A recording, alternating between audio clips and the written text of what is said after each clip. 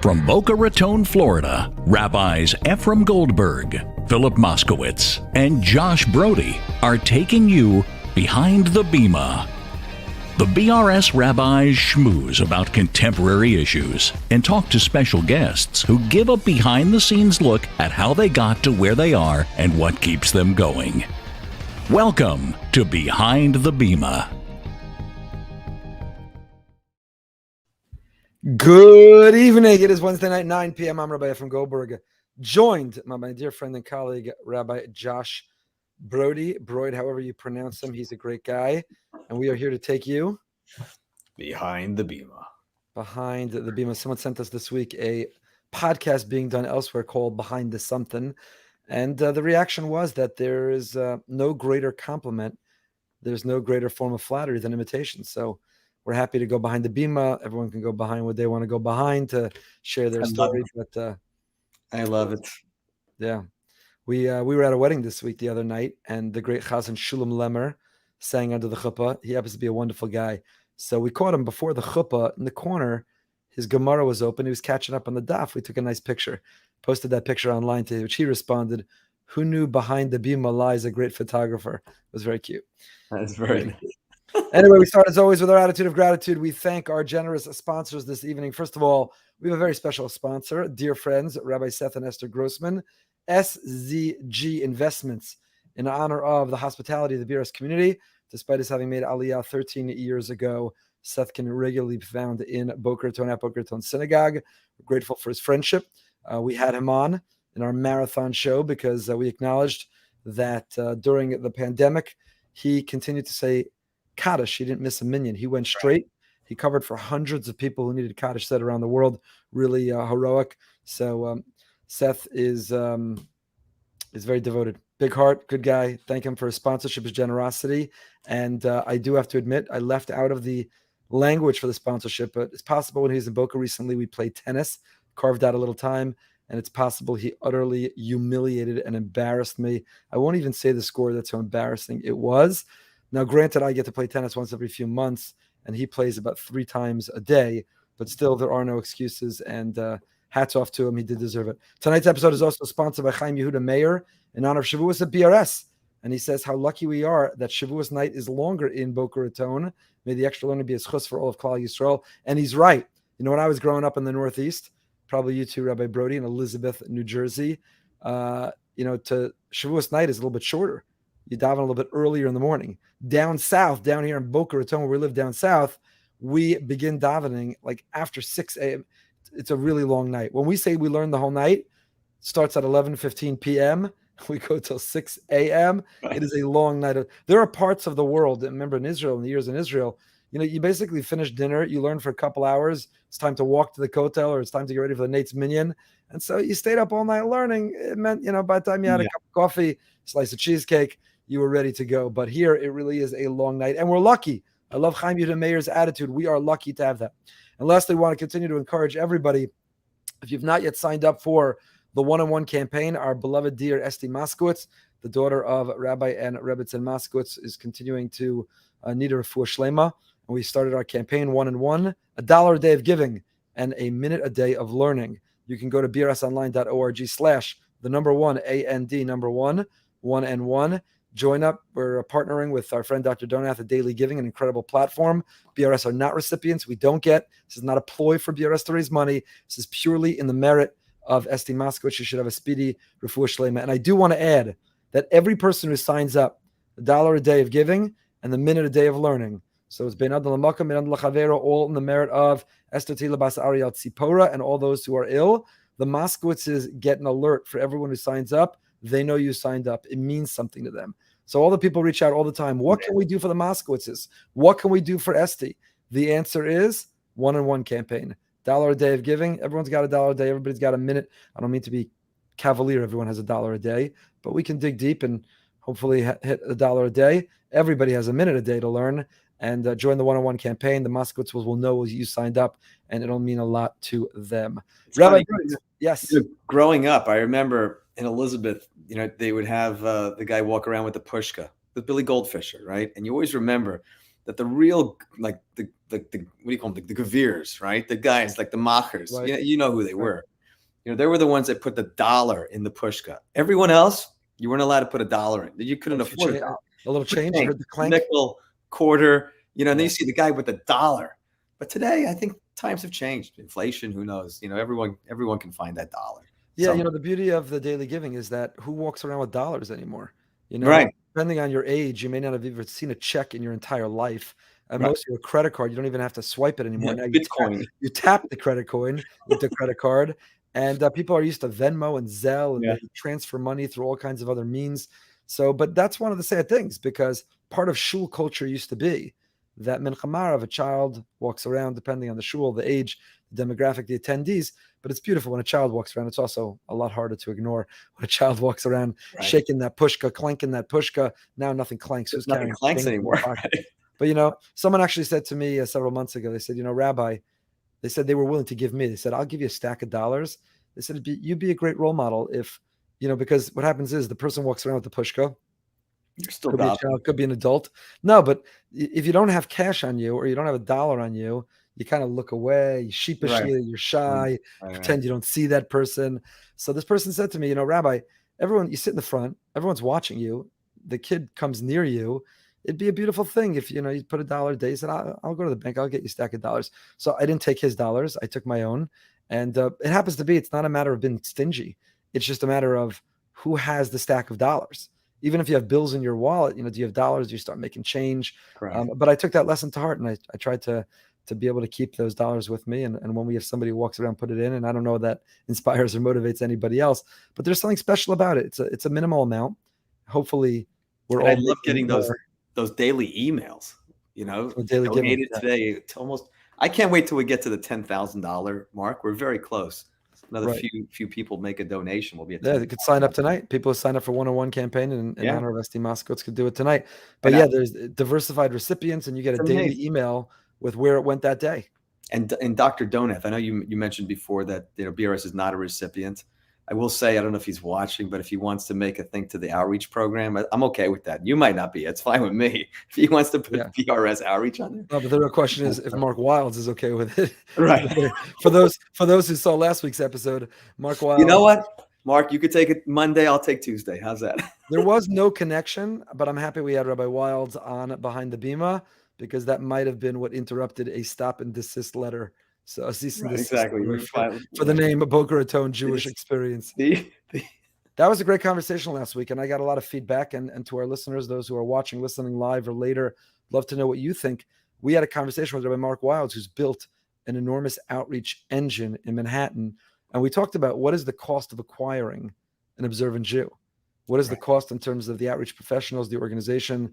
What does it mean if you divide it by the people who actually we move the needle? So, and can you put a price tag on that? What's reasonable to spend? And how do you measure success? So I got a flurry of emails from Shlichim about when we invoked what we thought is the Lubavitch definition of success in Kiruv, in outreach. Do we even call it Kiruv? Is it outreach? How do you define success? So it was a great conversation, and it's an ongoing conversation.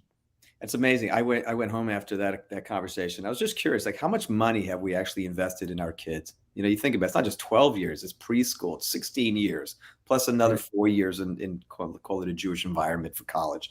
It's 20 years. And I don't know, you want to say the average is $15,000, $20,000. It's a lot of money per kid. It's hundreds of thousands of dollars you're investing into one neshama. Yeah. So what about the others, right? Right. So if we do it for retention, why not do it for acquisition of so to say, new or inspiring additional neshamas? One of the goals of Behind the Bima, and we're also very, very, very grateful for the people who reached out when we shared last week that we've been on the fence. Do we continue Behind the Bima? There are people that the podcast is their career. That is their entree into people's lives. Baruch Hashem, we have full-time jobs, and incredibly proud of our opportunity, feel privileged and blessed, and wouldn't trade it for anything in the world to teach Torah. And we invite you. Behind the Bima is fun, but we invite you to the classes that we teach on a regular basis, Parsha and Amuna, and turn right into Erev Shabbos and Erev Shabbos Kolel, and so many classes to read the articles and the like. But we got a lot of feedback about Behind the Bima, why we should continue. And our goal of Behind the Bima, this banter that we have before and after the interview is fun, but we have Rabbi Berel Wein on tonight. Amazing. He's a legend. He's a legend. He's a hero. Legend. what he's accomplished and what he's still accomplishing. He's closing in on 90. Bli ayin hara kein yirbu soll sein gesund and stark. He should have many, many long years, healthy years.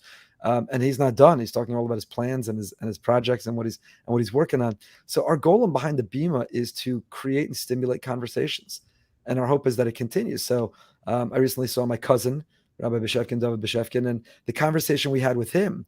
What qualifies as Torah? What do you make a birchas Torah on? What falls under the definition of Torah? It's a question we'll have for Rabbi Wein.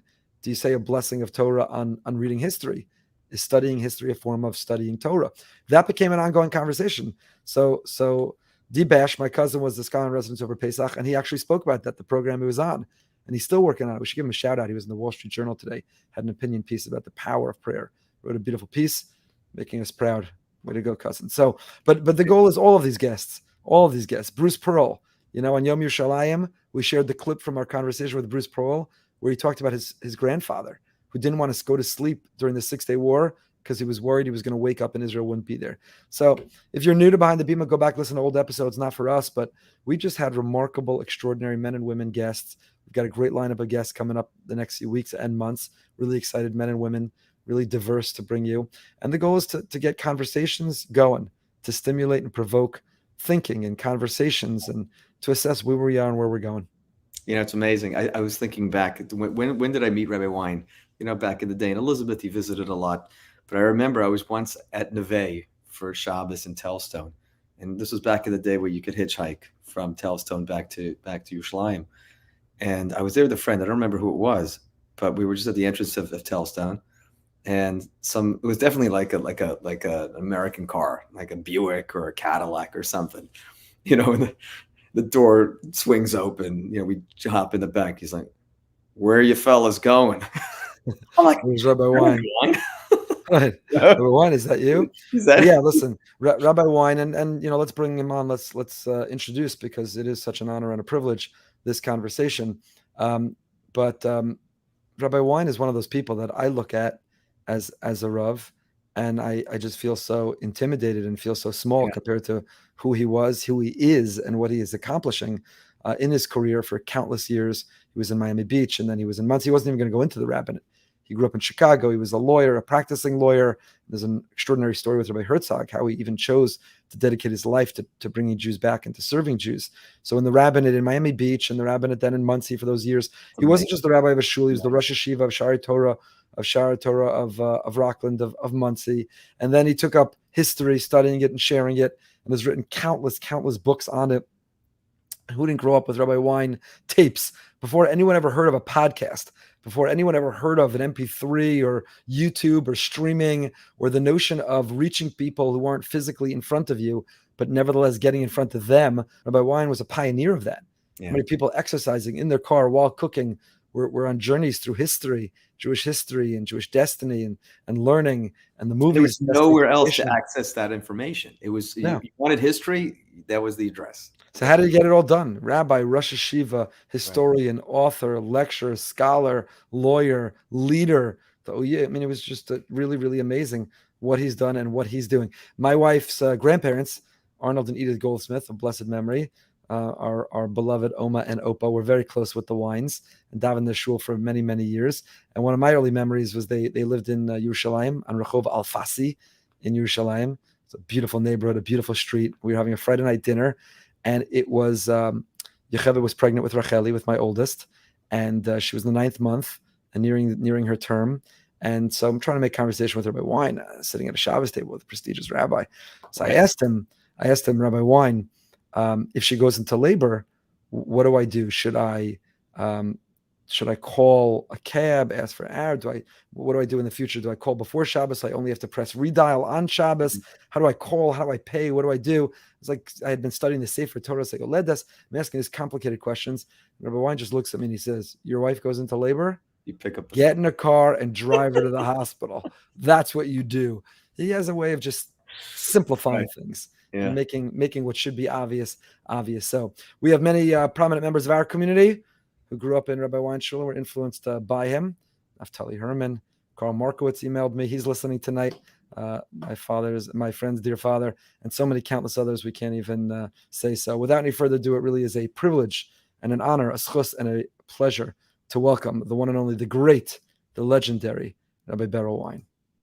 We are joined by the great Rav, author, historian, lecturer, Rabbi Berel Wein. Rabbi Wein is a personal mentor of mine. I've known him, I had the privilege since I'm married. He's close with my wife's family, grandparents, and whole family. And it's a great schos, it's a great privilege, Rabbi Wein, to have this conversation with you. Thank you for making time for us.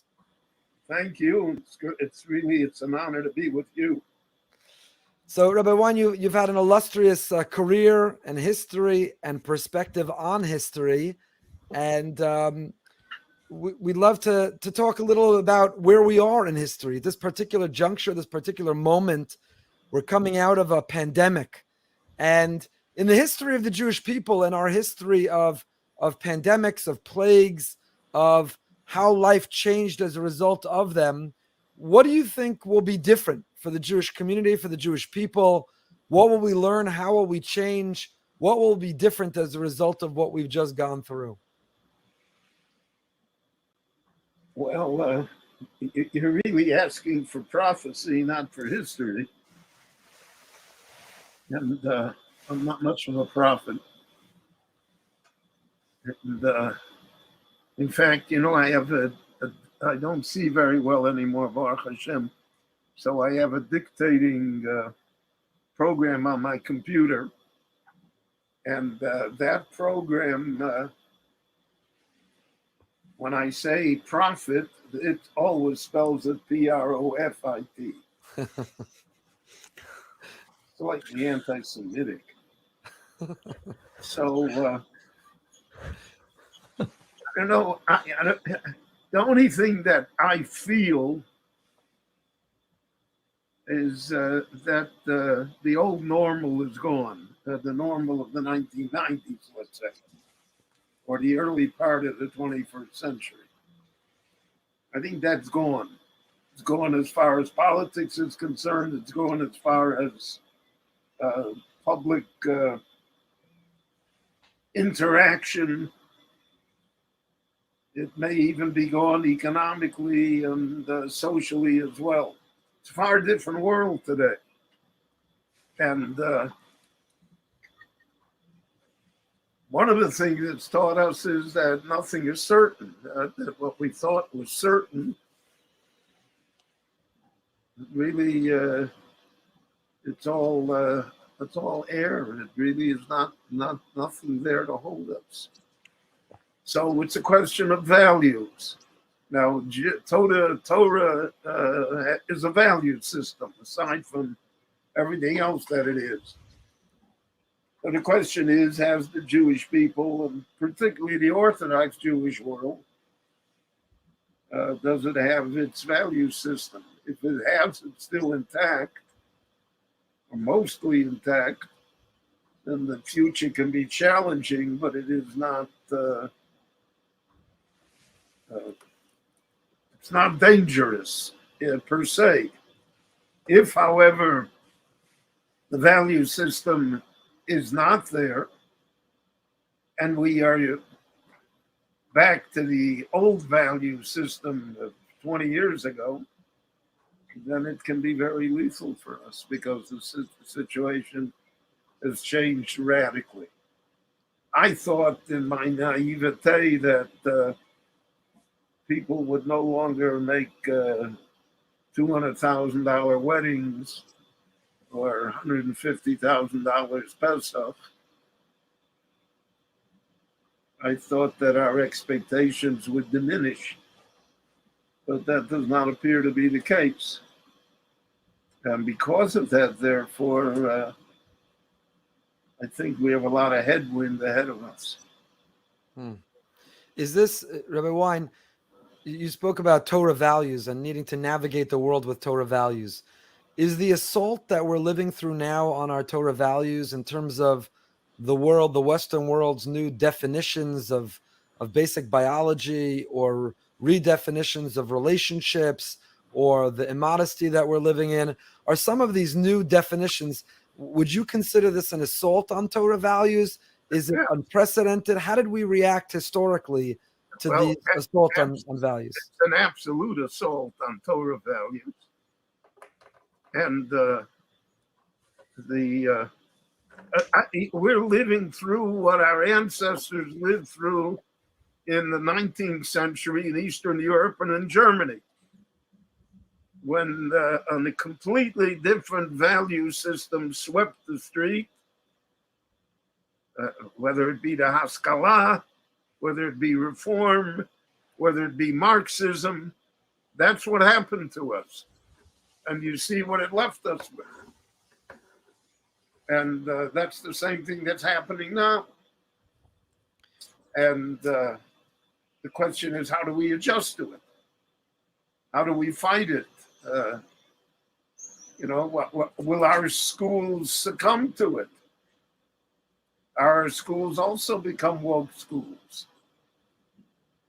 Do we have the courage to stand up and say that the emperor has no clothes, and a man is not a woman, a woman is not a man,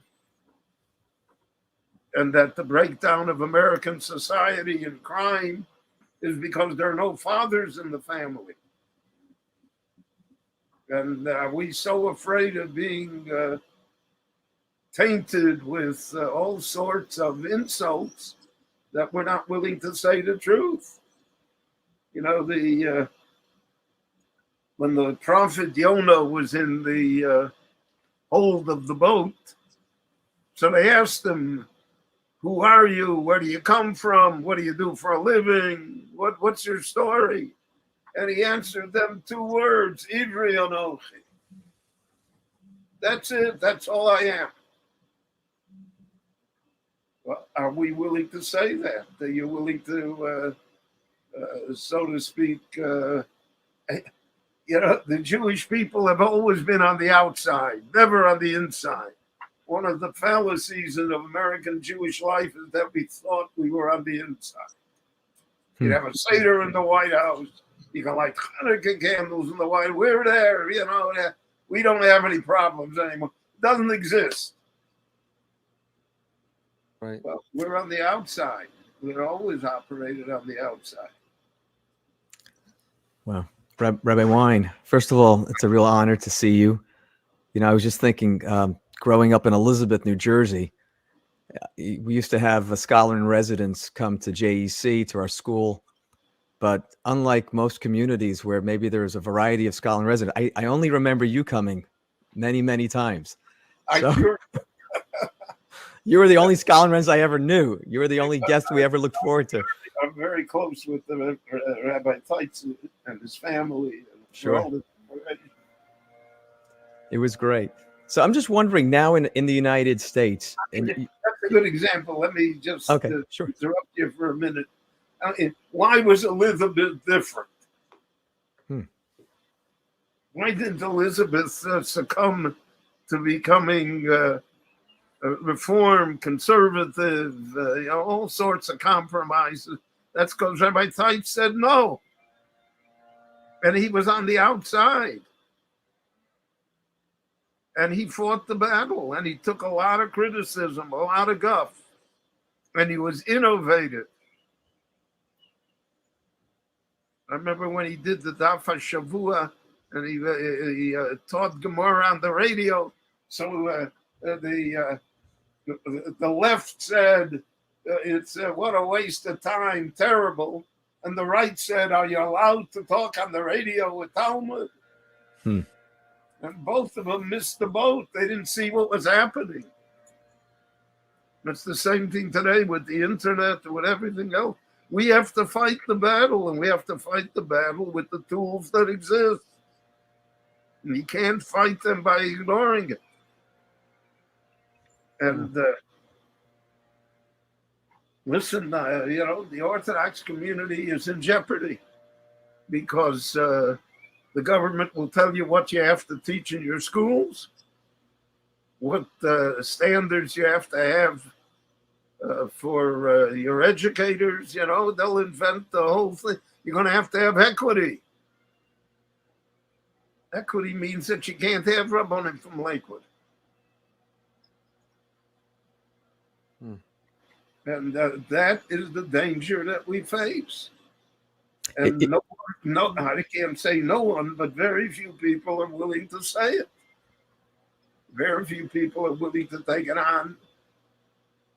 You get up today and you say, the Torah does not approve of gender choice.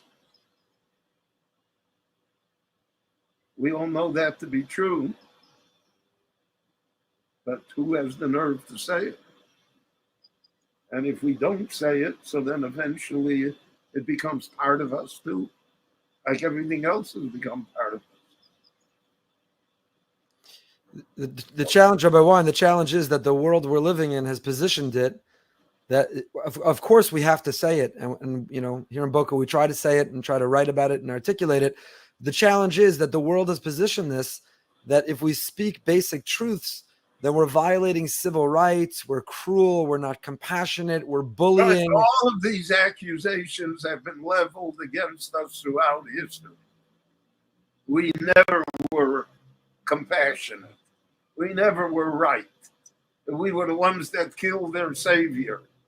We were the ones that did everything wrong. We were the selfish ones. But you know, these are not new. What's new is that we don't have the self-pride to be able to stand up to it. We don't teach it in our schools.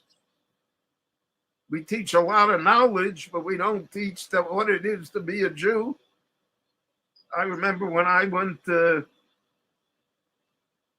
in 7th grade in the Chicago Jewish Academy. That was quite a few decades ago. It's almost 80 years. The Rebbe would begin the shir in the morning by saying, we're going to first say, and he would say, Ashreinu matov chelkeinu, manoim goraleinu, mayofayu shaseinu, Ashreinu shanachnu mashkimim umarivim erev avoker, vomrim pamayim b'chol yom, Shema Yisrael Hashem Elokeinu Hashem Echad. Now we can sit down and learn. Today we sit down and learn, right? So it's Judaism is not how much you know. It's how much is it in you. And I don't know what the magic bullet for that is. I was fortunate enough that I went to yeshiva and I had Rabbeim that somehow were able to inject all of that within us. Faith in the future. I remember the Ponevezh Rov came to the Chicago yeshiva to speak. It was 1946. It was right after the Shoah. And I remember he stood, and it was at a time when in the land of Israel, the Irgun and the Lehi, parts of the Haganah were fighting the British. And the British arrested and they hanged the Jews. It was not a nice time to be a Jew.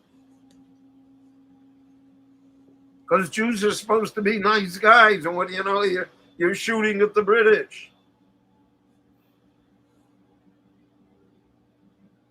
And he said as follows, I remember it distinctly. He said, there are 7 young men in prison in Jerusalem who are determined to drive the British out of the land of Israel. And he says, I have no doubt that those 7 will do so. He said, if I had 7 such young men who were determined to build a Torah state in Israel, we would be able to do so. That's the name of the ball game. Mila Hashem Eloi, Moshe said, by the ego, it's the worst time in Jewish history. They just took the luchos, he had to break them. There's nothing left. Bil Hashem Eloi, give me some people that are for us. Who goes for us? V'yelech lonu, the Navi said. The Navi Yeshayahu is in heaven. And what does he hear from the angel? What does he hear in heaven? Esmi yeshlach umi yelech lonu. Whom shall I send? Who will go for us? Okay, the heaven hasn't stopped asking that question. Who goes for us? Who puts us at the front of the line? So you're right. So we'll be called racists. We'll be called white supremacists. We'll be called everything. Okay, so what can we do? You know, the challenge is, Rabbi Wein, we live in a world which is consumed by the word identity, right? Identity battle, identity politics, intersectionality about identity. And for young people growing up in the Western world who are not firmly rooted in Torah, Jewish identity is only one of their identities. It's part of their identity, and it may not be the most important or the top or highest identity they have. And it's this identity conflict. Which part of the identity will come out to be the most supreme, or the one that really supersedes the others? Isn't that the area where our education and our families should concentrate on? Yeah, certainly. I grew up in Chicago in the 1940s.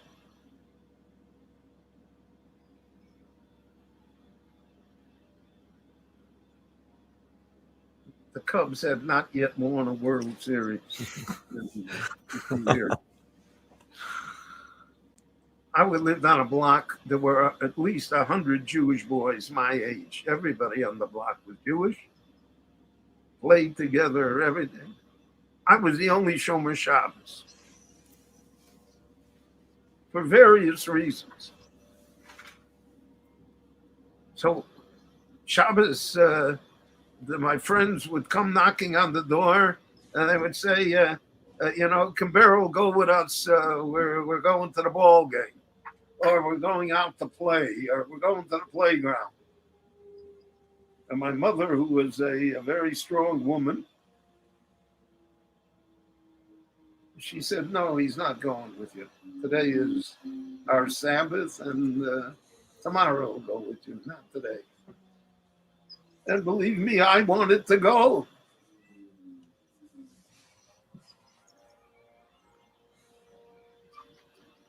But that was always implanted within me.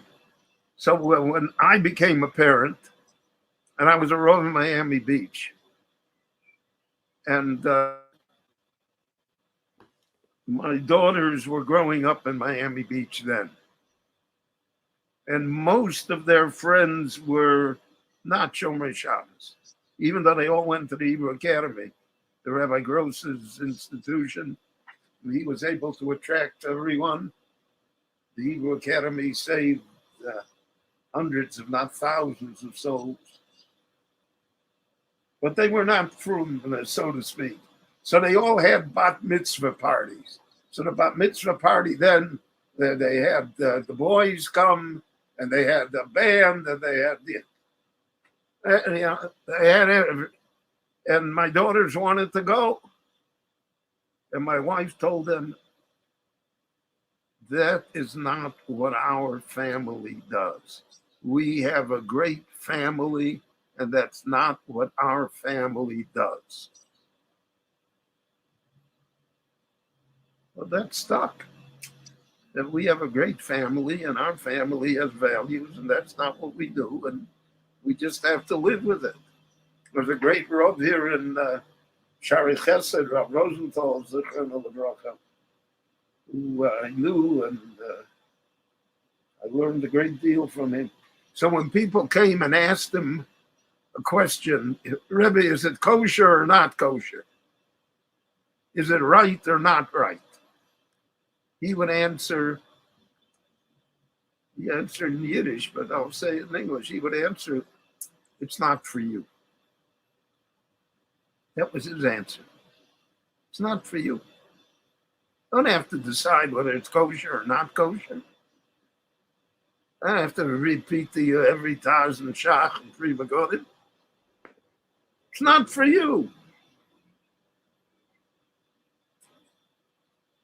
I think somehow that message has to be given.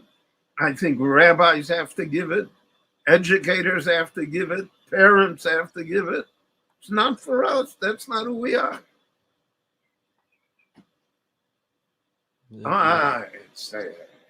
It's uncomfortable. Yeah. Whoever said that Judaism was comfortable? Whoever said that we have to be liked by everybody?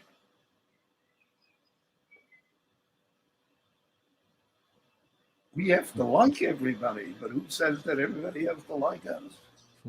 Is part of the problem being in the United States?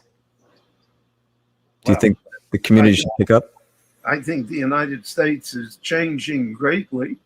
The United States was the great haven for Jews. We owe the United States an enormous debt of gratitude. There's been no exile that has had the opportunities given to Jews, which the United States has given. But listen, my history tells me that every exile ends. Question is how it ends. How soft a landing or hard a landing it is. I mean, the Jews were 800 years in Poland. They're never going to leave Poland. There's 3 million Jews in Poland. You got the Rabbi, you got the Yeshivas Chachmei Lublin, you got Radomski, we're in Poland. Like somebody turned off the switch. You're not in Poland. Look what's going on in Ukraine. It's all part of it.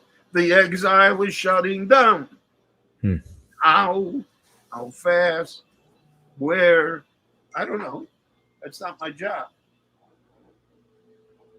I don't think there's anybody that doubts that the future of the Jewish people is in the land of Israel, one way or another. Does that mean that Rabbis Goldberg and Broide should pick up tomorrow and leave Boca Raton and come here? I would not recommend that. First of all, here they would be unemployed, but we still have a podcast we could do. Right. But you can't do that. But there's a recognition that something is happening. Right. And that recognition is part of it. So the goal of the American Jew should not be, I want my son or daughter to go to Harvard, Yale, or Dartmouth. That time is past. You did that already. We proved we can do it. But that's not going to preserve the Jewish people, not individually, nor not as a group. And if we don't have, I spoke about values, the main value is the preservation of the Jewish people. And the only way you preserve the Jewish people is through self-pride, through Torah observance, through a national sense of mission. You don't preserve it by making more organizations and committees and conferences and studies, and few senses and stuff. That's all. I have a mushal for that. When I first became a grandfather, Baruch Hashem, many years ago, so my oldest grandchild was going to become 3 years old. And he was precocious, as all my grandchildren are, and great-grandchildren. So I told my wife, I'm going to go to the store. I'm going to go to Toys R Us. And I'm going to buy him a toy that will be educational, entertaining. It will last. It won't be dangerous. Alle miles. And I went to the store and I put in a good half hour finding the toy that I wanted. that met all of my superb criteria. And then the day came and I presented it to my grandson, and he spent the next half hour playing with the box. It's great. And I want to tell you that to me is the metaphor of the Jewish world. They're playing with the box. Right. Okay. But eventually circumstances force things upon us. You spoke about Corona. Corona forced things upon us. I don't know, it made me look at synagogue worship differently. It made me look at the community differently. And I mean, my shul here in Rechavi, the shul where I'm the senior rabbi, and I'm getting more senior as it goes on. We never closed. The board wanted to close it a few times. I made a personal appeal not to close the shul. Because once you close the shul, it's hard to reopen it. So the shul is still not what it was before Corona, though it's 90%. But in retrospect, the shul is what held the people together. That there still was a shul. There still was a Rav. There were Zoom classes. There still was Torah. There still was something. You let it go, it goes. And so that's your sense of mission, right? I think Boca Raton Synagogue has shown us what a sense of mission can accomplish. You don't need this podcast, right? You can be on the golf course. We're trying. So that's all we can do. That's all we can do is try. Lafum Tzara Agra. The reward is in the trying. You have to also believe that heaven wants us to win. Otherwise, we wouldn't be here. Lulei Hashem, Hosir Lonu Sorid. If the Boshel did not want us to win, Kizdomoyinu, Kamora Dominu, we would have disappeared. Everybody else is gone. You were the only ones around. I mean, Mark Twain had a famous essay about that 150 years ago. What should we say now? I mean, if you every day you come to Yerushalayim and you look at it, Yerushalayim now is almost 1 million people, enormous city, skyscrapers, buildings, bridges, tunnels, everything else. A bunch of shoemakers came and made this place. How did this happen? Oh, we understand, we know the Zionists, this, that, that's all. But that's playing with the box.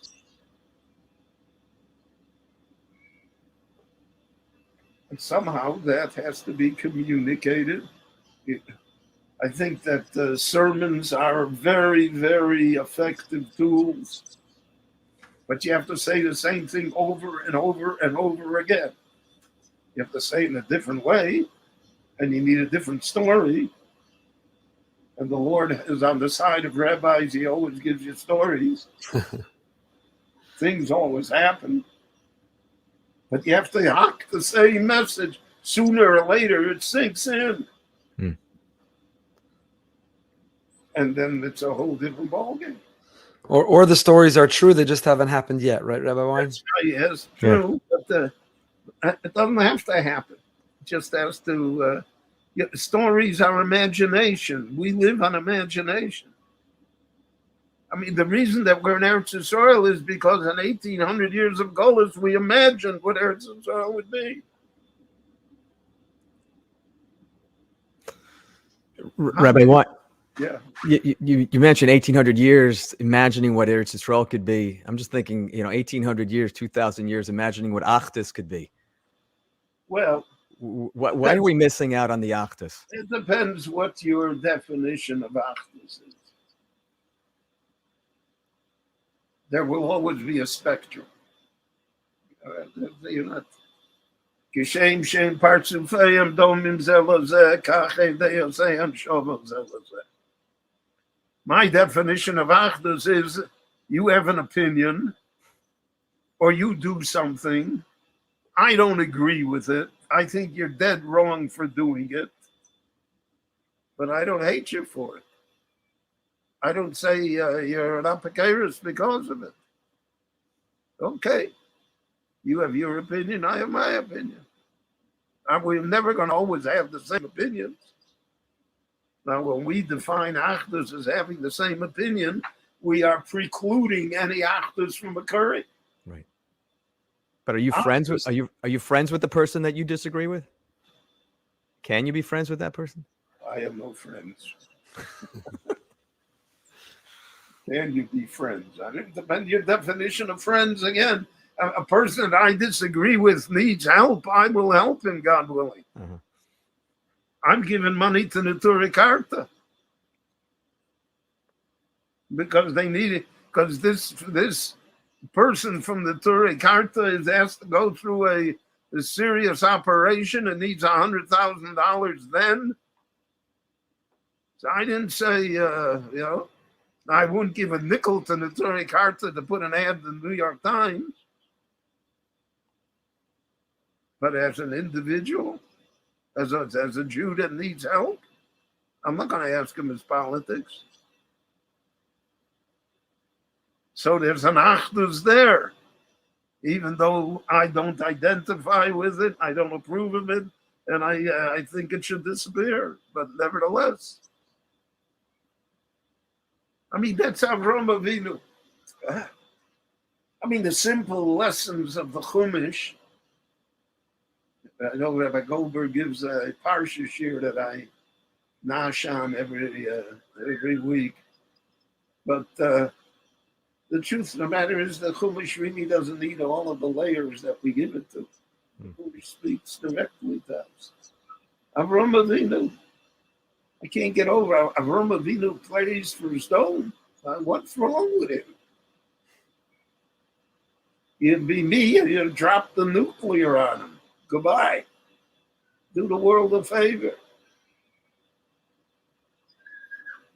No, maybe there's 50, 40, 30, 40, 10.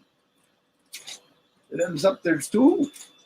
It's going to be Ruth and Nama. So all of that is worth it. So we don't know heaven's calculations. But so then we have to do what we have to do. In the house of Avram and Sarah, 3 Bedouin Arabs walk in and they walk out as angels. You talk about achdus, it's all in the definition of what is achdus. Well, Wein, speaking of the achdus, there's a polarization going on right now where it feels like in the Jewish world, we're either going to the right or the left. It feels like there's a big move to the left. Conservative is disappearing, reform, and even less than that unaffiliation. And among the Orthodox, going to the right. Where do you see with the perspective of history as a historian? Is this polarization or the extremes? Is there a center left to be had? Or are we going to continue to go far to the left and far to the right? Will conservative disappear and morph into the liberal streams? Will all be one direction, and Orthodoxy is going to continue to go to the right? Where do you think the future is?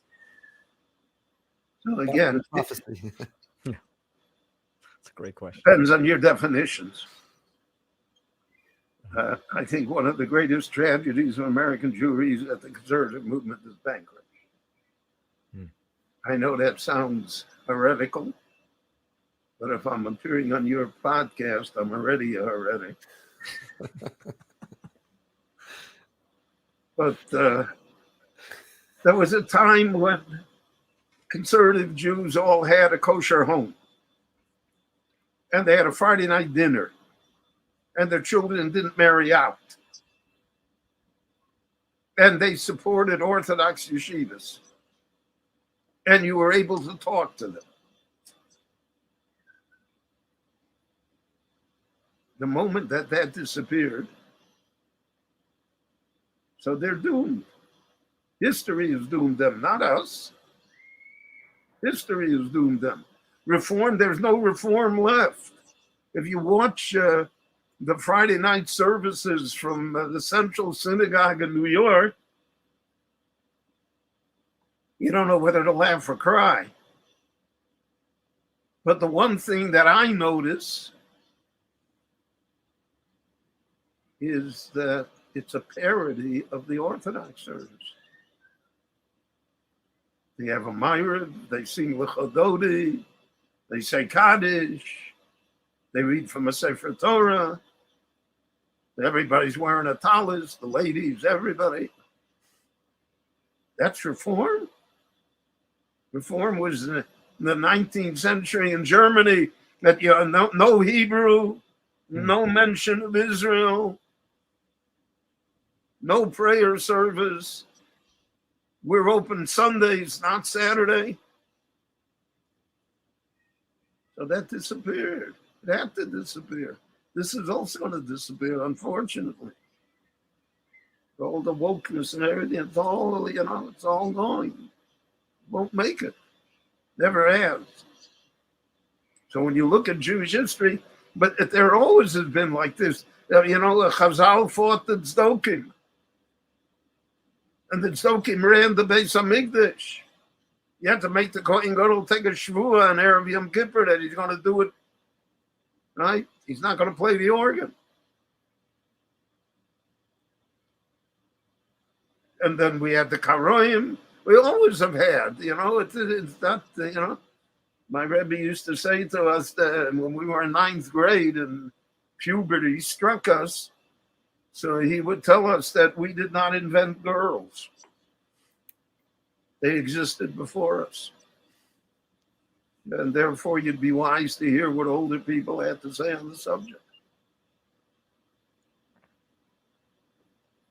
So I don't see, it's disheartening.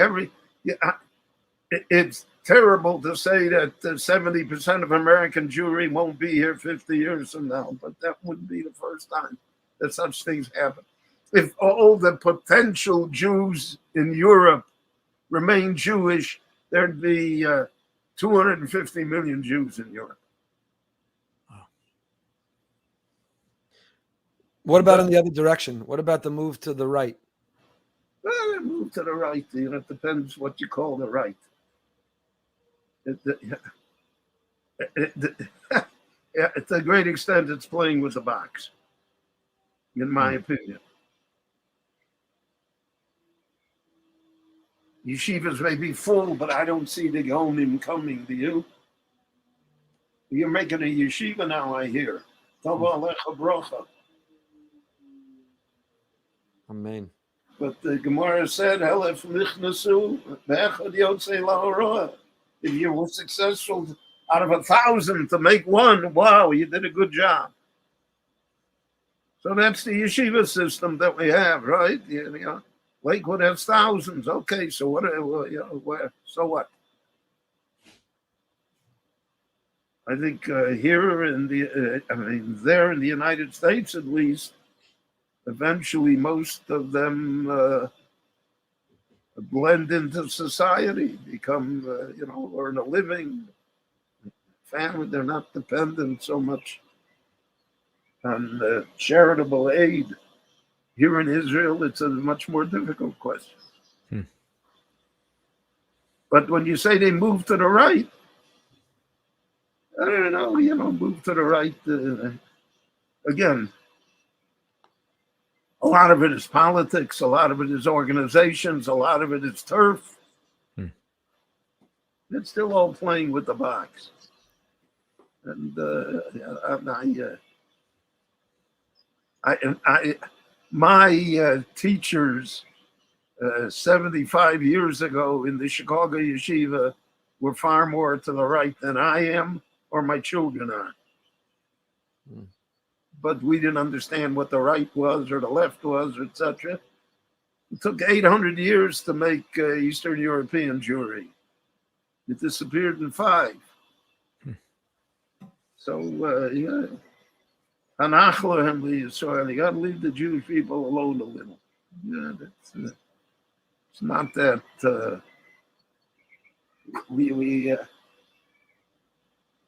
it's like the 24-hour cable news. If there are no crises, you got to invent crises, because you got to keep on, having the experts say something. So we invent crises here too. Not so bad. Not so bad. Can we pivot to history? I want to ask you, Rabbi Wein, first of all, what you've contributed, it's mind-boggling to me when I think about you were a Rav, you're a Rosh Yeshiva, aside from the career as a lawyer before that, an author of countless books and an expert on history and Jewish history. And at a time here at BRS, we've had some courses on history, and we rely on Google, and we rely on the research of others, and we stand on the shoulders of giants. And you were producing and you were lecturing, and the thousands of tapes that everybody listened to. Without those tools at disposal, it's mind-boggling and it's extraordinary. But I want to ask you, Rabbi Wein, as a historian, somebody who's written and promoted the study of history, why does history matter? Why is it important? And why isn't it Bittul Torah? If I could put on another Torah podcast, or I could listen to Rabbi Wein speaking history, why is it valuable to listen to history? And what is the role from a Torah perspective of history? Rav Schwab famously had a perspective that we don't have to share the ugly parts of our history, because we're not sharing it to preserve history accurately. We can present hagiography, or we can present because we're using it educationally. Do you agree with that, or do you believe that we have to share the good, the bad, and the ugly, that history is a value, even the parts that we're uncomfortable with? It depends whether you're teaching history to third grade, elementary school, or you're teaching it to seniors in high school, or you're teaching it in yeshivas and seminaries. Depends, I don't have to burden 8, 9, 10-year-olds with the story of the Karoim or the story of Shabsai Tzvi. But I don't think that any intelligent Jew can grow to maturity without knowing those stories, without knowing what happened, without knowing what can go wrong. If you know what can go wrong, then you somehow have a sense of what can go right. Right. If you have Waze or Google tell you, don't take the next exit. So that has value, even if they didn't tell you yet which exit you're supposed to take. History tells us what. So that's part of the problem today. I cannot imagine why anybody in their rational mind should be a Marxist. After 150 years of disaster and 150 million people dead because of Marxism, between China and Russia and all the other communist countries and Venezuela. So what do you want from it? Why will it work now? The answer is that nobody teaches them. I did a lecture series, 8 lectures on Marxism and the Jewish people. I recommend that series to all Marxists and non-Marxists. Because to me, preparing the lectures, I have to do things that I didn't do before, so I got to have fresh series. So, as I just said, I'm doing this series. I didn't have in mind what it's going to be. But when I started to work on it, wow, what a different world.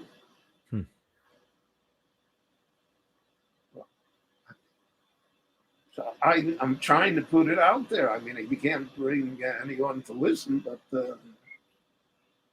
I think that these are important things. And so is it Talmud Torah?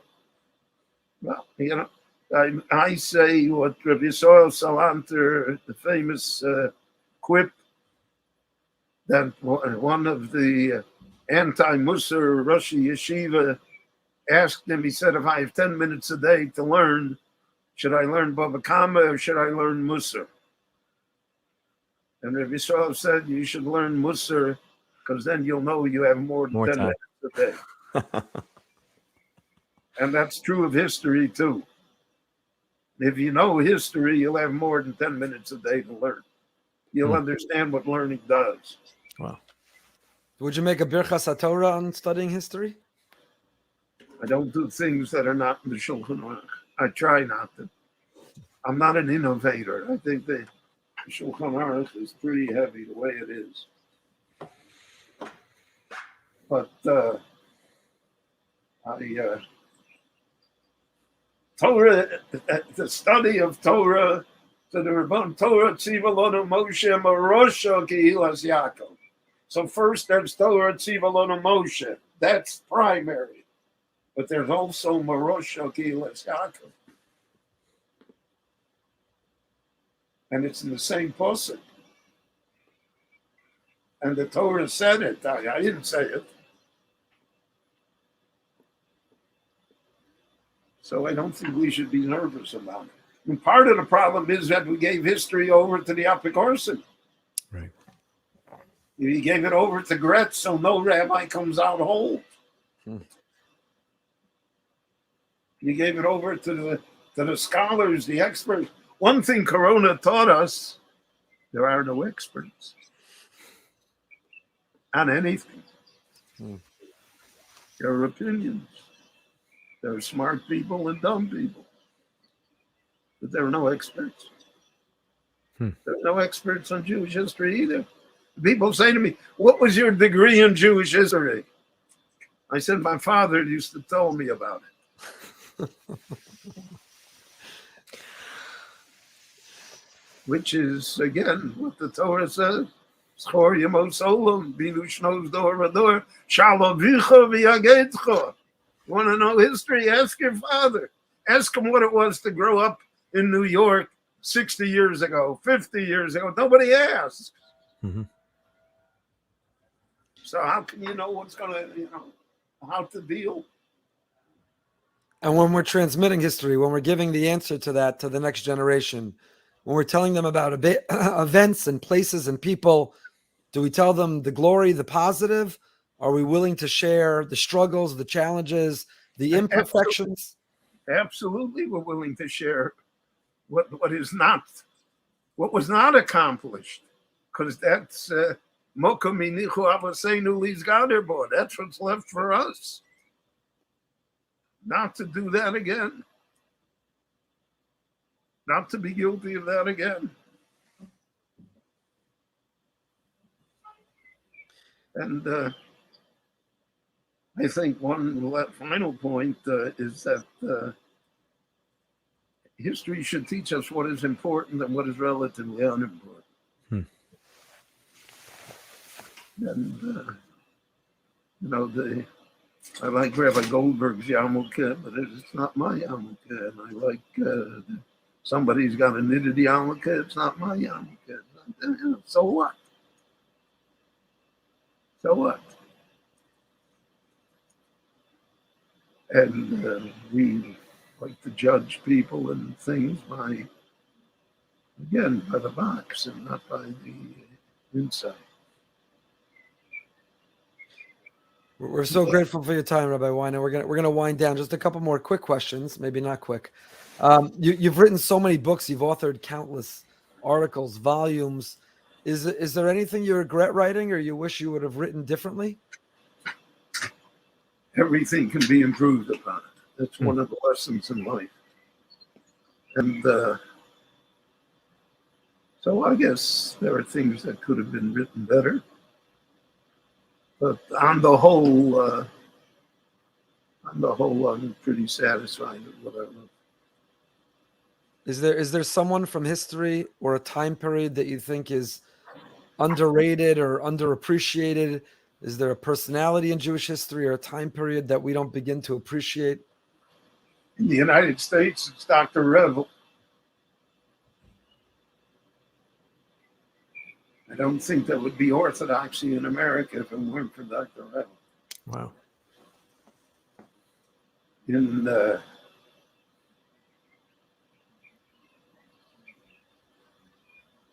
believe it or not, the Chofetz Chaim is underrated too.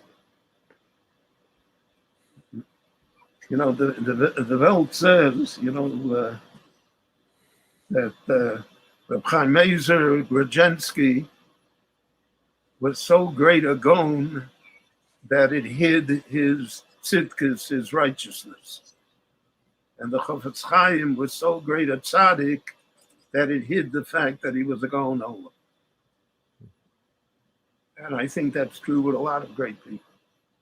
So that the person himself is not underrated, so to speak, but he's rated for only a part of him, not for the whole person, because the whole person is too great for us to encompass. So Rabbi Wein, I guess with this closing question, Mirz Hashem, you should have gesund and good health and long years into 120 and beyond. But as you stand today with so much still more to accomplish and contribute, in that rich legacy, which is overwhelming and intimidating for me and countless others in Rabbanos, of what you accomplished and achieved and the roles that you had, what do you think is your biggest impact or influence? How do you want to be the most remembered for the difference that you made? Chazal say, Yamidu Talmidim Harbe. They have a lot of Talmidim.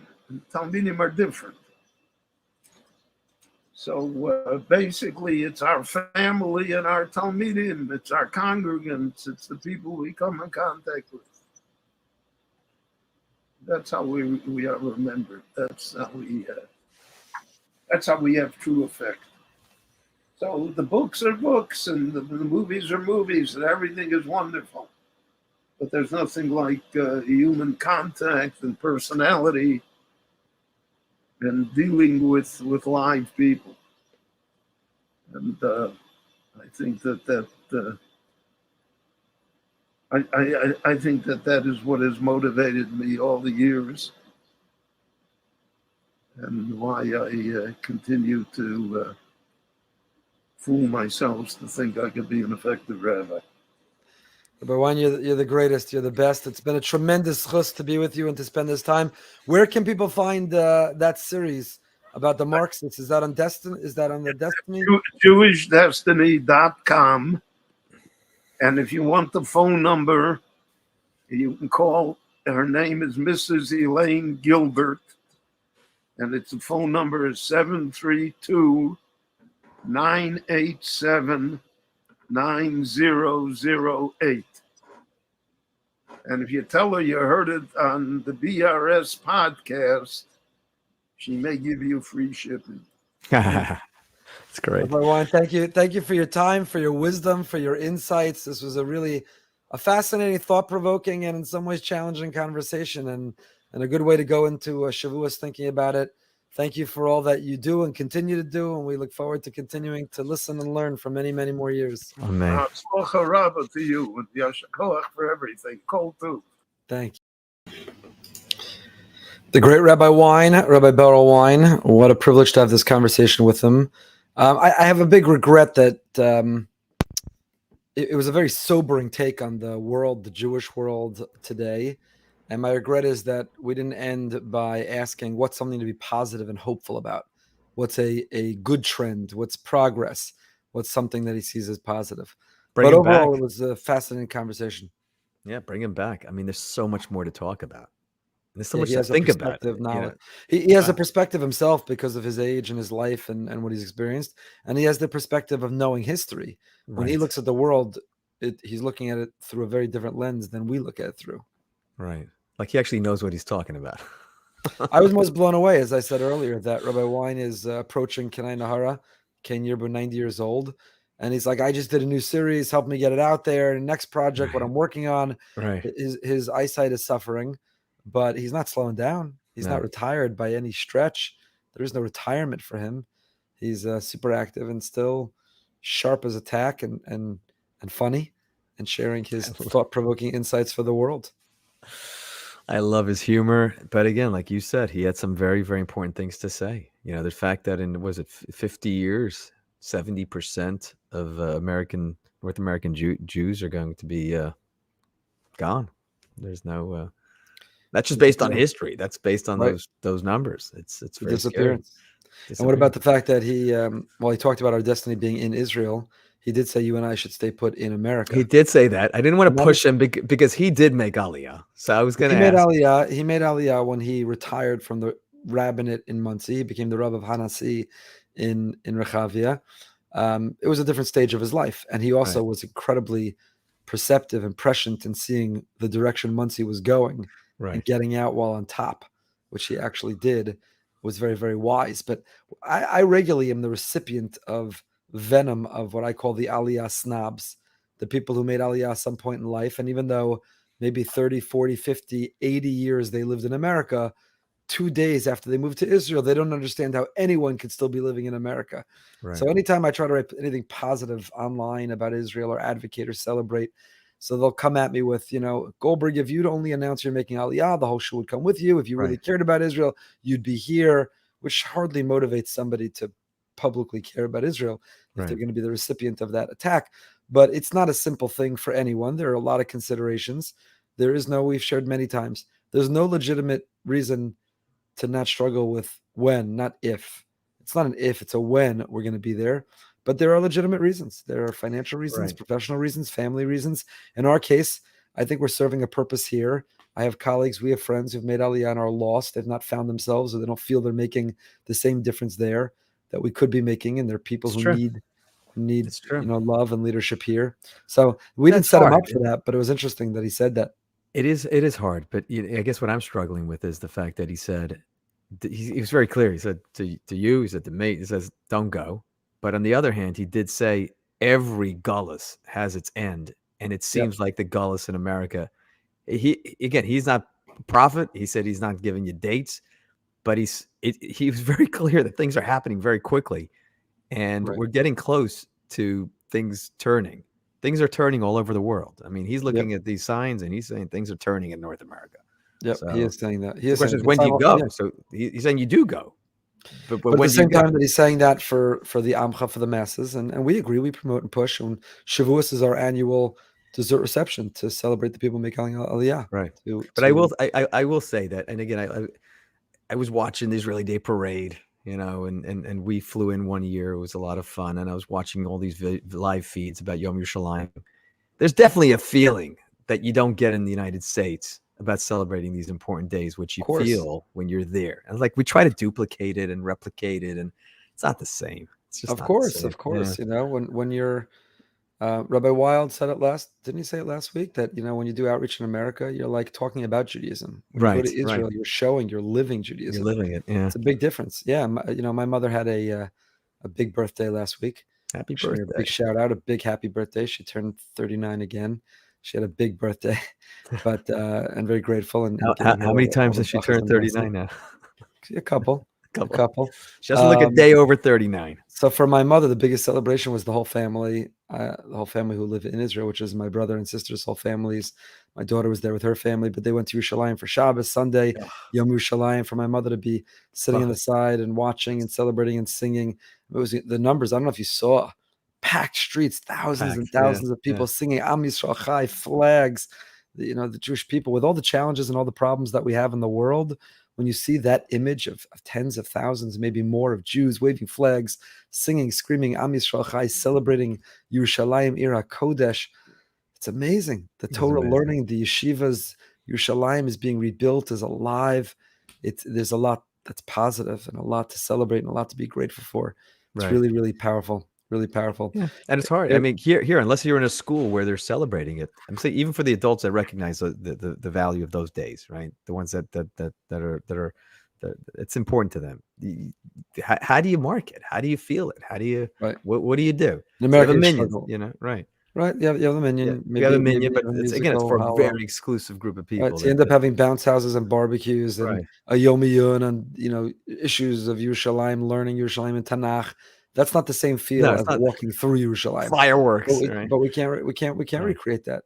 Right. We can't recreate that. There are certain feelings that you have there. For example, I know there are neighborhoods in America that have a siren on Friday. I've been asked many times, Montoya Circle. At this point, what percentage of Montoya Circle is keeping Shabbos? It's over 90%. Yeah, It's got to be. 90s. It's got to be, right? Listen, we have the golf sirens anyway. Right. When Right. there's So a people storm. say, why don't you put a siren on top of the shul and candle lighting? Why don't we have the siren like Yerushalayim? And my answer is, we're guests here. Right. I don't care if we're 100% Shomer Shabbos and Matoy Circle. There are things that you do in Israel that don't belong outside of Israel. Right. We're guests. We're visitors. That's what he just And- said, right? Yeah. The difference is that we don't recognize it. Like we think we own the place. No, it's when we think we own the place and we start Right. having those sirens and Right. double parking Yeah. and act like we own the place and whatever. That's when we wake up enemies to want to get us out. Right. So, sometimes it's a So interesting. big conversation. Do we lay low? Yeah. Just do your thing. Don't remind the world you're there. Or do you stand strong? And how exactly you navigate that, complicated. But I think the Shabbos siren, that should be a Yerushalayim thing. You don't experience that no matter how saturated you are with Shomrei Shabbos. In America, the mentality is to be here. We're guests. We're visitors. Right. We Right. don't blast a Shabbos siren. That's I love not that. what we do. Not what we do. Wishing everyone a great Yontif, a great Shavuos. Should have a Kabbalah Satorah, receive the Torah, not commemorate it from the past. I got receive it big in the present. news. Just What's the reminded news? me. I just counted 47 tonight. I don't think I've ever made it this far. How about a Daf really- Yomi update? You have a Daf update for us? Yeah, I got a DAF update. Thank you, Ellie. And it's great. It would take a whole thing to get into it. I give you like the daily update. It's just an amazing thing. One day, I don't know if Behind the Bima will still be going by then, but we're gonna go live from your CMSHAS, and we will point back. We will point to back that to one the fact episode. that you hadn't opened the Gemara in a long time. I'm Yeah. not embarrassing you, and that Eli Stefanski challenged you in the middle of the interview, and you went on the computer during the Next interview, day. signed up the next day, Yeah. and you haven't missed a day of the hardest Masechta in Shas since you are caught up on Yevamos. But I'm actually feeling good about it. Like I feel good. And I feel great. I'm telling you, it's very hard when you're traveling and it's hard to you miss a night and then I'll catch up tomorrow without the bracha and I'll still be in. It's not about the Daf. Right. No, I'm talking about the sphere, the daf. It's all the same thing. Oh. It's just keeping, just plugging, just doing. It's consistency. Just consistency. Yeah. It's the message of all these things: consistency, Right. Just do consistency, it. consistency. Right. Well, it's a great conversation, a great evening with Rabbi Berel Wein. Thank another good friend who made Aliyah, Seth Grossman, Seth and Esther Grossman. Thank you for sponsoring. Chaim Yehuda Meir, thank you for sponsoring. If you have not yet signed up, brsonline.org/1and1. A minute a day of learning, $1 a day of tzedakah. The Moskowitz find out each person signs up means the world, gives them a lot of chizuk. You're asking what you could do for them. That's what you could do for them. Take one moment, sign up, $1 a day, minute a day. We've got that in our wheelhouse. Everybody could do it. Wishing you a great Yontif. Until next time, stay happy, stay healthy, stay